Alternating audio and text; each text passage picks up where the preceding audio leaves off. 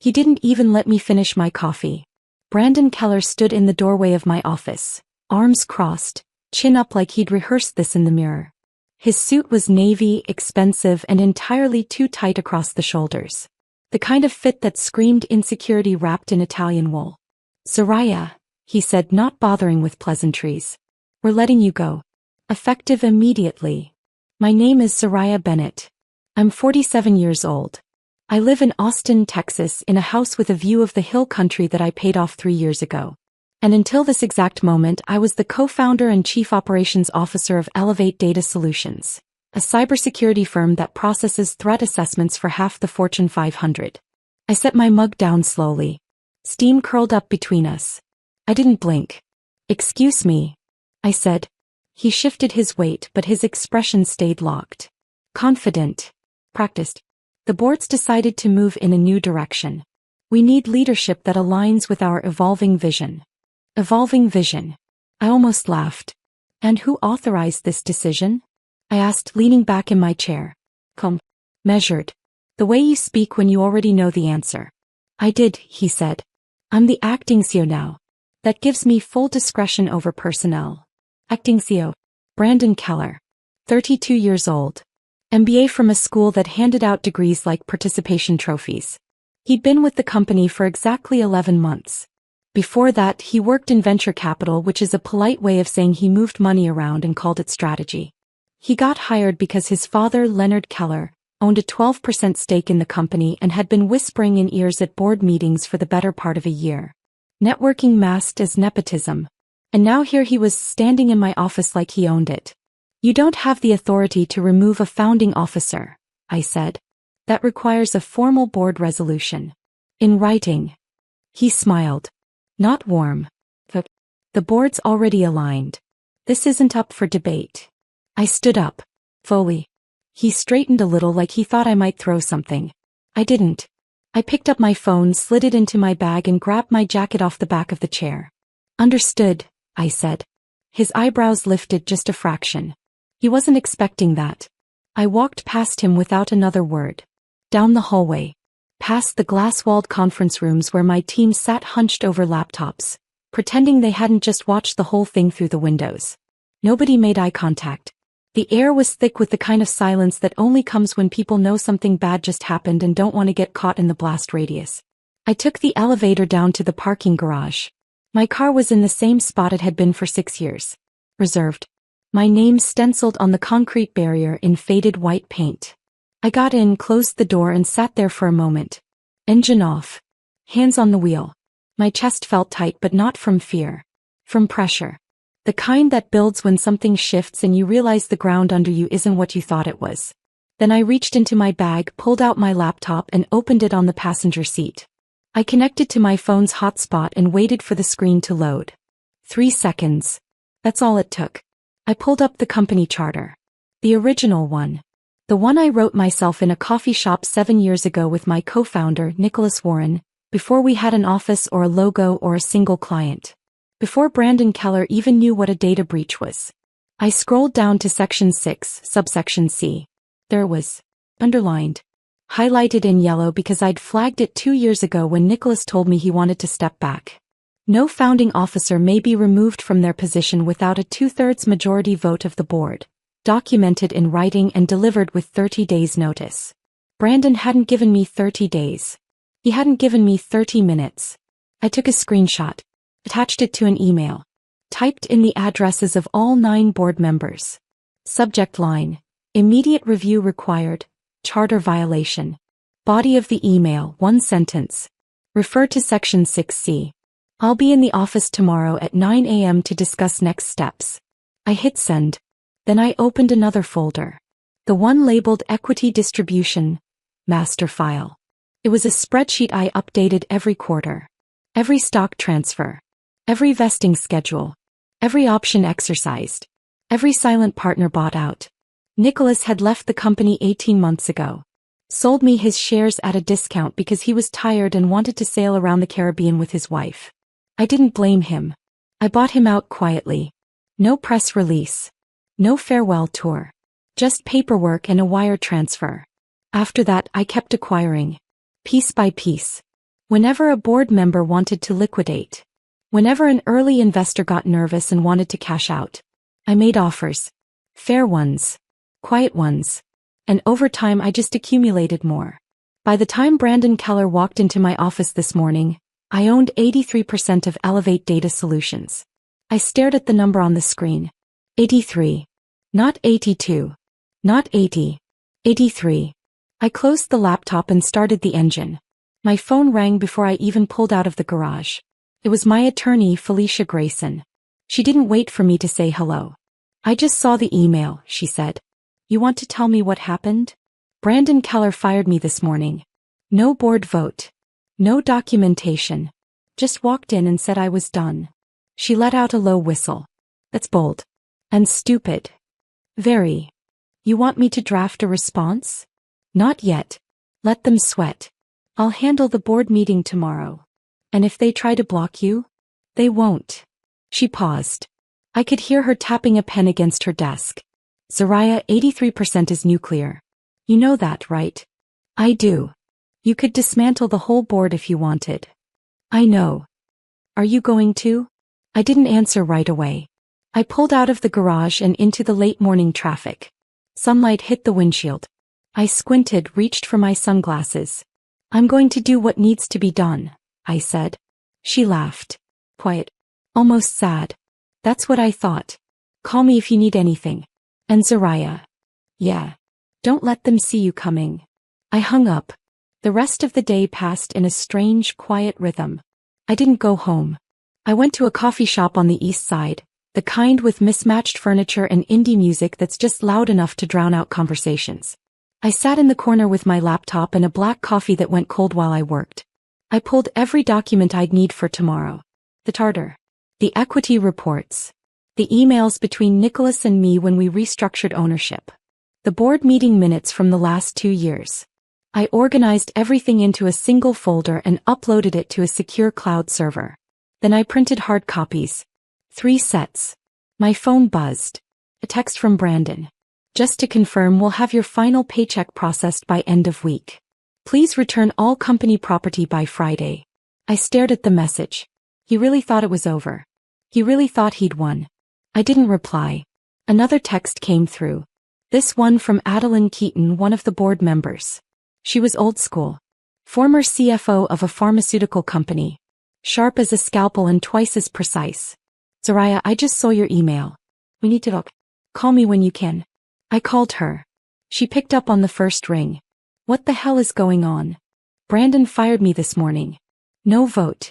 No notice. Just a unilateral decision. He can't do that. I know. Does he know? Apparently not. She sighed. Heavy. Tired. This is Leonard's doing. He's been pushing for Brandon to take a bigger role. I didn't think he'd go this far. Well, he did. What do you need from me? Just show up tomorrow. 9 a.m. Conference room A. I'll handle the rest. You're not going to burn the place down, are you? I smiled even though she couldn't see it. Only if I have to.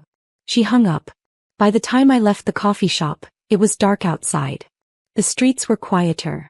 I drove home with the windows down, letting the cool air clear my head. When I pulled into my driveway, I sat there for a minute, engine idling, staring at the house. I'd built this. Not just the house. The company. The career. The reputation. I wasn't about to let some overpaid trust fund kid with a god complex take it away because his daddy made a phone call. I went inside, poured myself a glass of wine and sat on the back porch. The hill country stretched out in front of me, dark and endless under a sky full of stars. I didn't think about tomorrow. I didn't rehearse what I'd say. I just sat there quiet, letting the weight of the day settle. At some point my phone buzzed again. Another text. This one from Nicholas. Heard what happened. You okay? I typed back. I will be. You need anything? Just your old office chair. I'm taking it back tomorrow. He sent a laughing emoji. Then, give them Halsey. I didn't reply.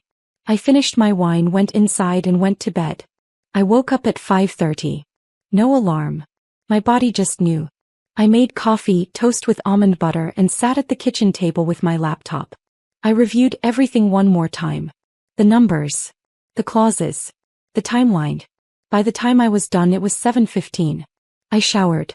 Dressed. Black slacks, white blouse, navy blazer. Professional. Clean. No jewelry except my watch. I pulled my hair back, checked my reflection and grabbed my bag. I was out the door by 8.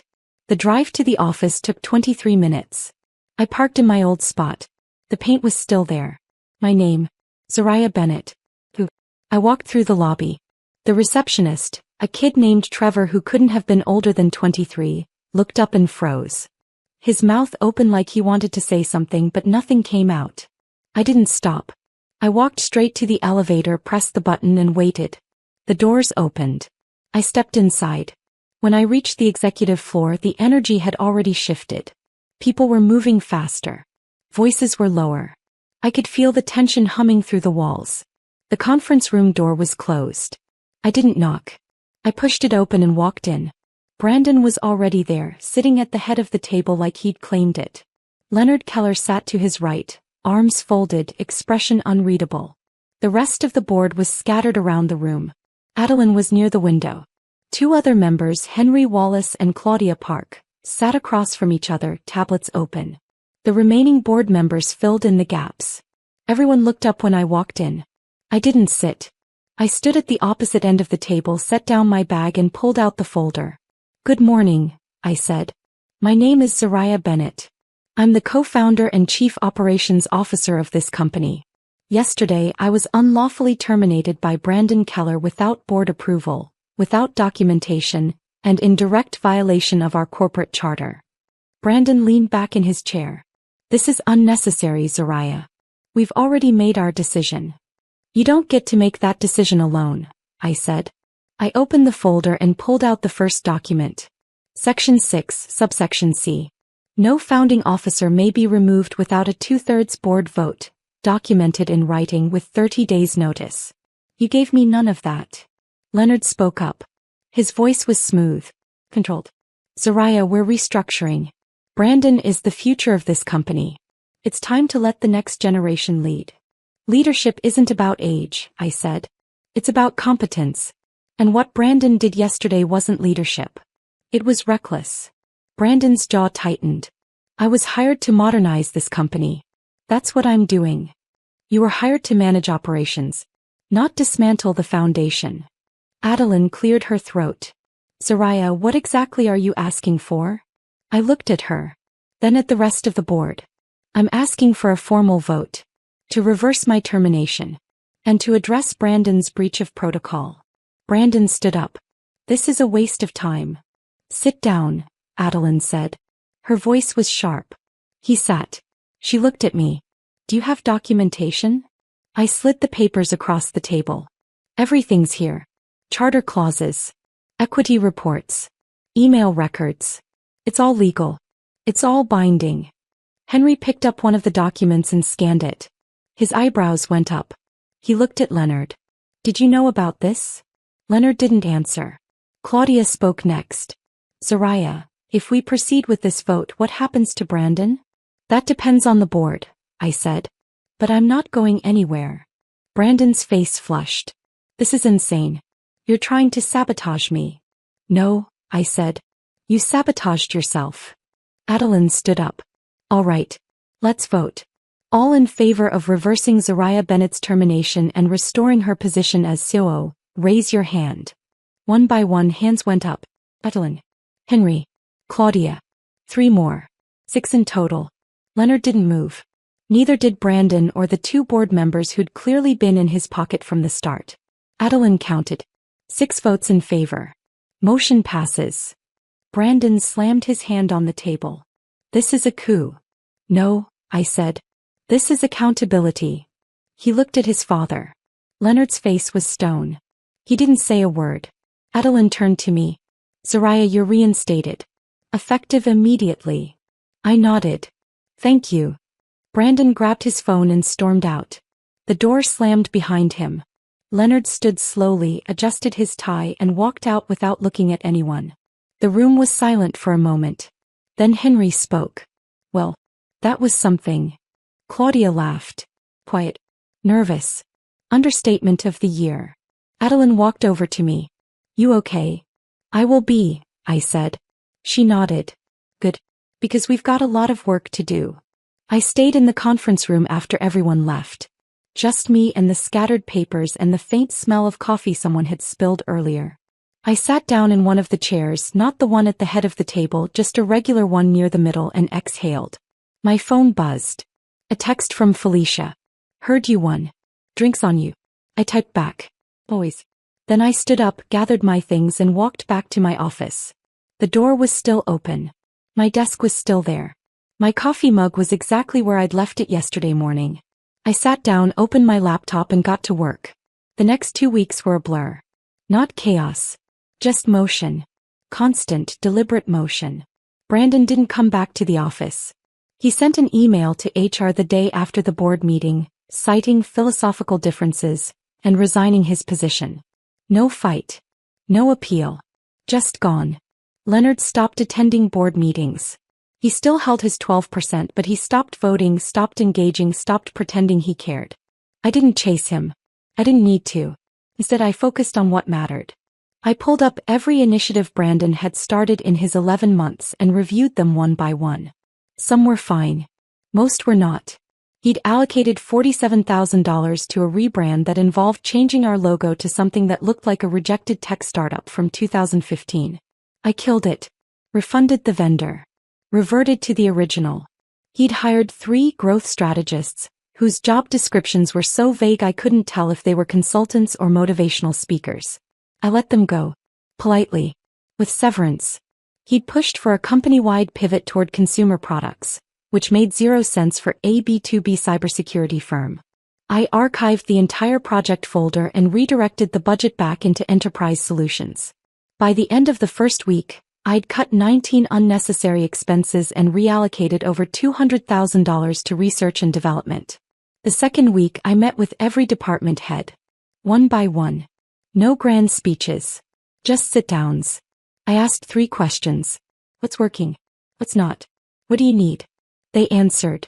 I took notes. I acted. Operations needed better project management software. Done. I approved the purchase that afternoon. Engineering wanted to bring back the quarterly innovation hackathons Brandon had canceled. I reinstated them and added a budget of $15,000 per event.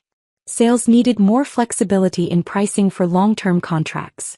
I revised the approval process and gave them autonomy up to certain thresholds. Nothing flashy. Just functional leadership. By the 3rd week, the company felt different. Not because of some dramatic overhaul. Just because things worked again. People stopped looking over their shoulders. Meetings got shorter. Decisions happened faster. One afternoon, I was walking through the main office floor when I overheard 2 engineers talking by the coffee machine. One of them said it. Quiet. Almost under his breath. Feels like we're actually building something again. I didn't stop. Didn't acknowledge it. Just kept walking. But I filed it away. Late one Thursday night, I was still in my office when Adeline called. You're still there, aren't you? She said. Maybe. Go home, Zariah. I will.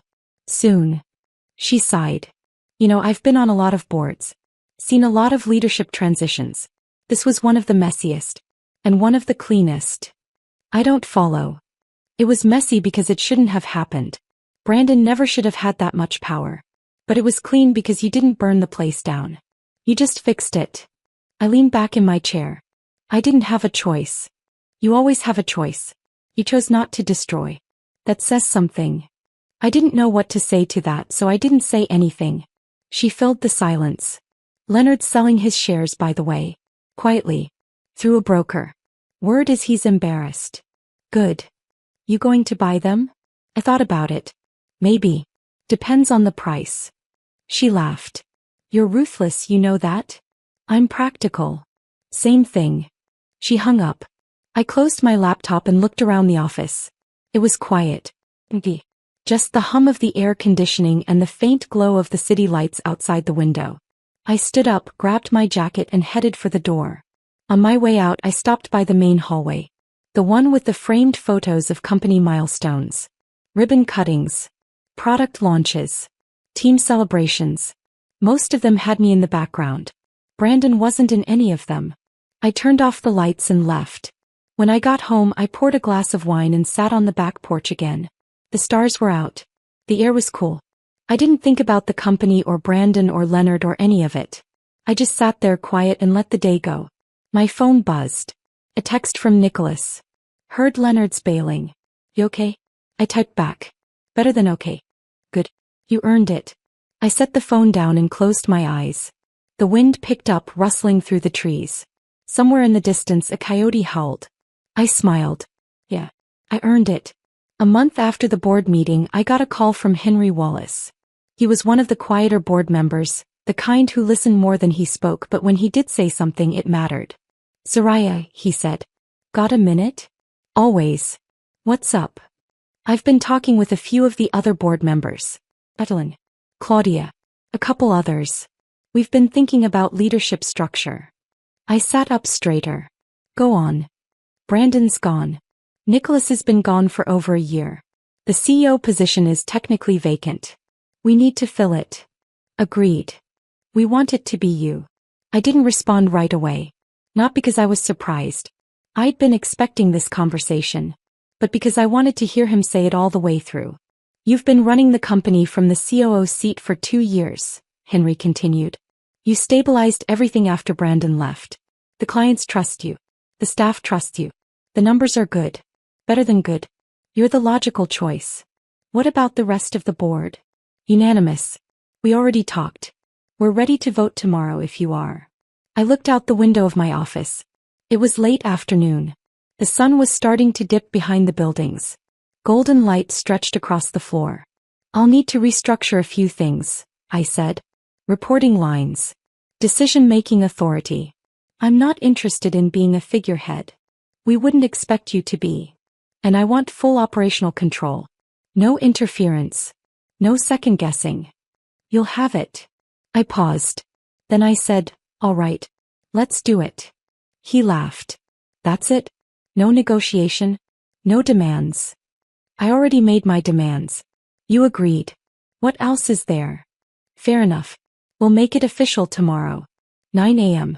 Same conference room. I'll be there. He hung up. I sat there for a minute staring at the phone. It wasn't about the title. It never had been. But it meant something. It meant control. Real control. The kind that couldn't be taken away by someone's nephew or a board member's son. I picked up my laptop and pulled up the equity file again. 83%. I stared at the number. Thought about what it meant. What it could mean. Then I closed the file and went back to work. The next morning I walked into the conference room at 8:55. The board was already there. All of them. Even Leonard's replacement, a woman named Nina Ortiz who'd come in 2 weeks ago with a background in venture capital and a reputation for not tolerating nonsense. Adeline stood up when she saw me. Morning, Soraya. Morning. Ready. Always. She smiled. Good. Let's make this quick. We sat down. Henry pulled up the agenda on the screen at the front of the room. It was short. One item. Vote to appoint Soraya Bennett as Chief Executive Officer of Elevate Data Solutions. Adeline looked around the table. All in favor? 9 hands went up. Unanimous. Motion passes, she said. Soraya, congratulations. You're officially the CEO. I nodded. Thank you. Claudia leaned forward. So, what's first? I pulled out a folder. I've got a list. First, we're renegotiating our contract with Helix Technologies. They've been paying under market rate for 3 years. That ends this quarter. Henry raised an eyebrow. They're not going to like that. They'll adjust. Or they'll leave. Either way, we're not undervaluing our services anymore. Nina spoke up. What else? We're expanding the engineering team. I want to hire 12 new developers by the end of Q2. Focus on machine learning and threat detection. Budget? Henry asked. I've already reallocated funds from marketing. We're spending too much on campaigns that don't convert. I'm cutting that by 30% and redirecting it to talent acquisition. Adeline nodded. Sounds solid. One more thing, I said. We're opening a second office. Denver. We've been getting requests from clients in the mountain region for on-site support. I want to establish a physical presence there. Claudia frowned. That's a big move. What's the timeline? 6 months. I've already scouted locations. I'll have a full proposal ready by next week. Nina leaned back. You've been busy. I've been ready, I said. The meeting wrapped up 20 minutes later. No drama.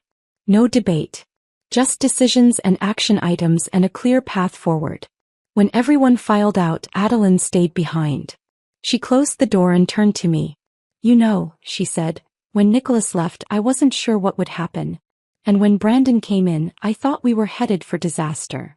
You were right. She smiled. But you pulled it back. And now you're here. Majority owner. Full control. It wasn't personal, I said. It was structural. Maybe. But it took you to see it. I didn't argue. He walked to the door then stopped. Don't lose yourself in this, Soraya. The company's important. But it's not everything. I know. She nodded and left. I stood there for a moment alone in the conference room. The same room where Brandon had tried to erase me. The same room where I'd fought back. The same room where I'd just become I looked around. Fable. The chairs. The windows overlooking the city. It all looked the same. But it felt different. I picked up my folder and walked back to my office. My office. The CEO's office now. I sat down, opened my laptop and got to work. The weeks that followed were intense but not overwhelming. I'd been doing this job for years. The only difference now was the title and the authority that came with it. I renegotiated the Helix contract. They pushed back at first, threatened to walk. I let them. 3 days later they called back and agreed to the new terms. Turns out they needed us more than they wanted to admit. I hired the 12 developers. Every single one of them was top tier. I didn't settle. I didn't rush. I waited for the right people and paid them what they were worth. The Denver office took longer. Permits. Leases. Logistics. But by the end of Q3 we had a location. A small team. A local presence. Clients responded immediately. Revenue from that region jumped 22% in the first quarter. I restructured the executive team. Promoted 2 senior managers to VP roles. Brought in a new CFO, someone I'd worked with years ago who understood the business and didn't need hand-holding. I cut 3 board members who hadn't contributed anything in over a year. Replaced them with people who actually cared. People who showed up. People who asked the right questions.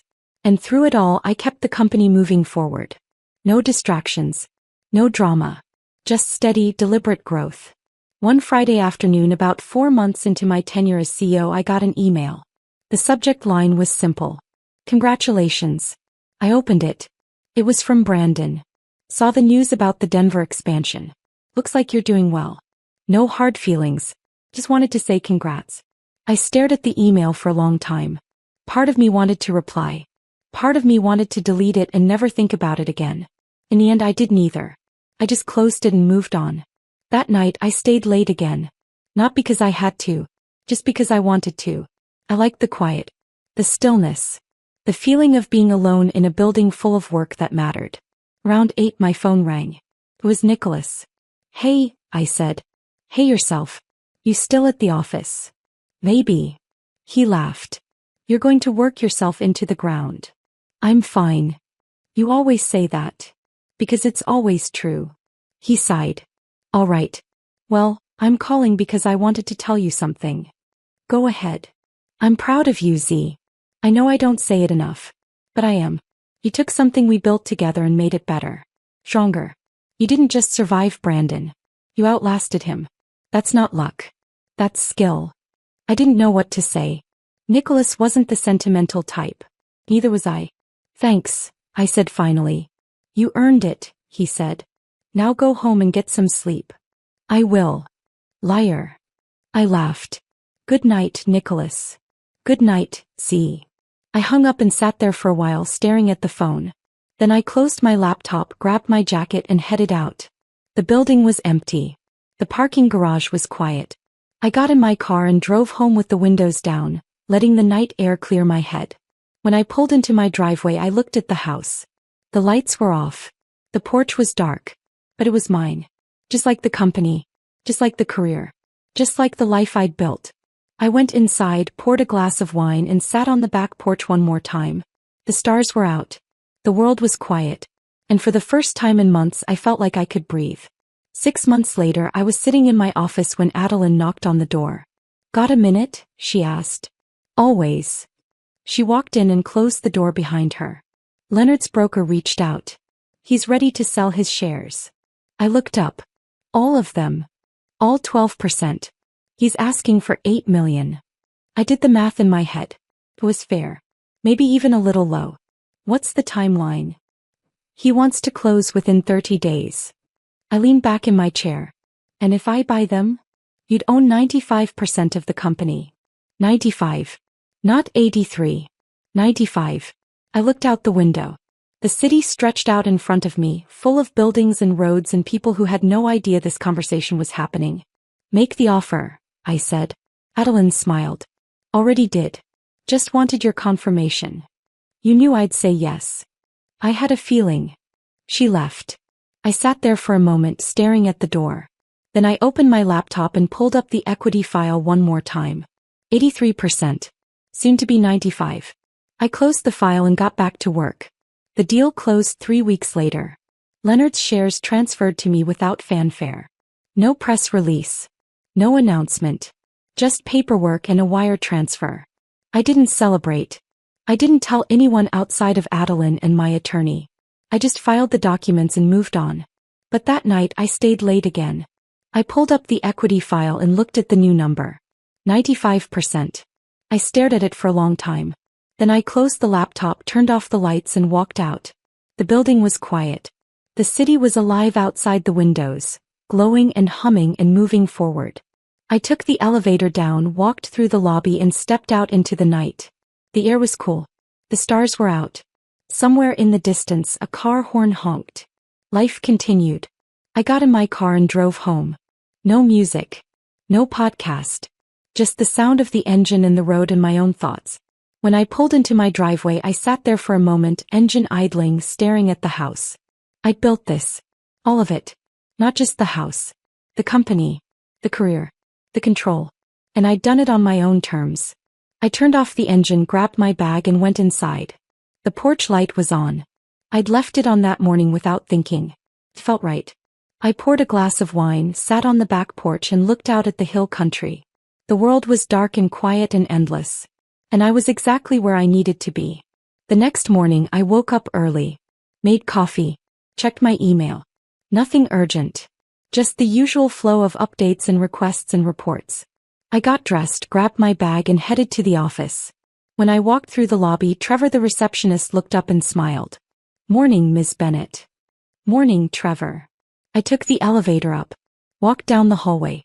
Past the framed photos of company milestones. I stopped at one of them. Me and Nicholas at the ribbon cutting for our first office. 7 years ago. We looked younger. Tired. Excited. I stared at it for a moment. Then I kept walking. When I got to my office I set down my bag, opened my laptop and pulled up the day's agenda. Meetings. Decisions. Projects. The same work I'd been doing for years. But now it was mine. Really mine. I smiled. Just a little. Then I got to work. Because that's what leaders do. They show up. They do the work. They build. And they don't stop.